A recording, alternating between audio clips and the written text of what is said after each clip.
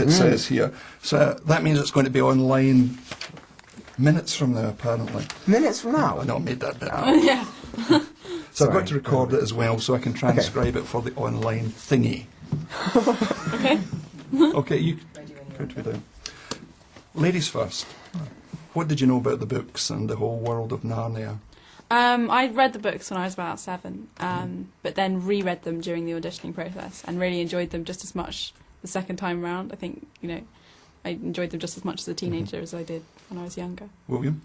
I used to listen to story tapes in bed, which was a lot easier for me. And I used to love listening to the Silverchair. I must have listened to that story tape 150 times. I loved the story. And my mother pushed me into reading Narnia, the Land of Magic, because I just thought it was a child's book. I thought I wouldn't like it that much. And this was during the auditioning process at the beginning. And I read the book, and I'd read chapter after chapter, and I was surprised how much I loved this story, how I was so immersed in where these children were going. So totally enjoyed it.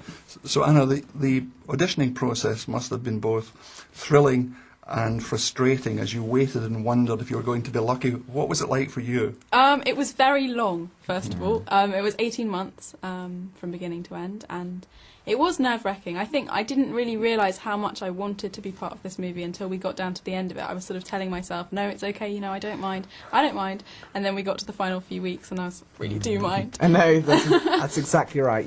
With any audition, you come to a point where you're like, where you're like the whole way, it doesn't really matter if I don't get that much. I've got this going on, and I've got this going on. It'll be fine, But it does come to a point with me where I was just like, this really does matter. I'm really going to be devastated now if I don't get it, because we auditioned for 18 months, so it was a long, long haul. And Will and I met each other in one of the first auditions, actually, and kind of went through the whole thing together, which was really nice. Yeah. How did you go about creating that very real feeling that this is a family? I just think... Well, I think it's we are a family. I really, even when our siblings came out to New Zealand and saw us, I think they were quite shocked at how close we really were, because we took on the roles that we were in the film. So the whole time we were just behaving like a family, in and out of set. I think we were really lucky as well. I mean, I'm sure it was no mistake in Andrew's casting that there's a good kind of personality mix. We all gel together very well. And also being away from home and being without our own families, it's kind of a natural fit. William's the oldest in his family, I've got 2 younger siblings at home, Georgie's the youngest in her family, and Scanner's got a sister my age. So we do all feel very comfortable in those positions and just all really got on from the word go. One of the crucial things about this story is that Aslan should be believable. I think it's utterly convincing, and wondered what it was like when you were working with the animatronic version of the lion. That's where it wasn't an animatronic lion.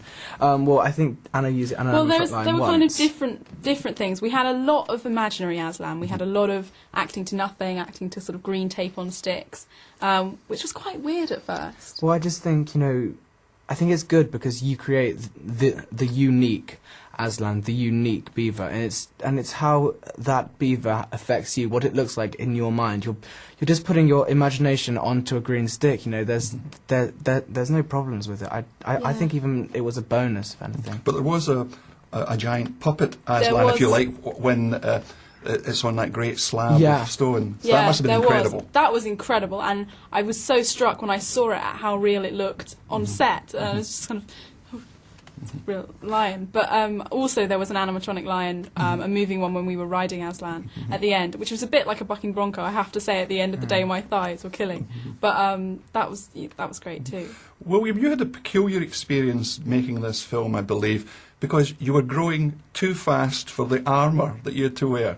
Well, yeah, I mean, that was also, I remember starting with the armour, and they would put me into this armour, and I would start, and it would just be like a little breastplate or something, or an arm, and then it would move on to legs and shoulders, and and I'd get more and more excited each time I came along for these fittings, and finally when I got to put it on, it was fantastic. I was running around. I was I'd never been so happy to have my own suit of armour, but then after about 2 or 3 weeks, they started having to get new links made, and also because my muscles were getting bigger as well, because I was on set wielding the sword every day. So they're like, okay, we're going to have to move those out.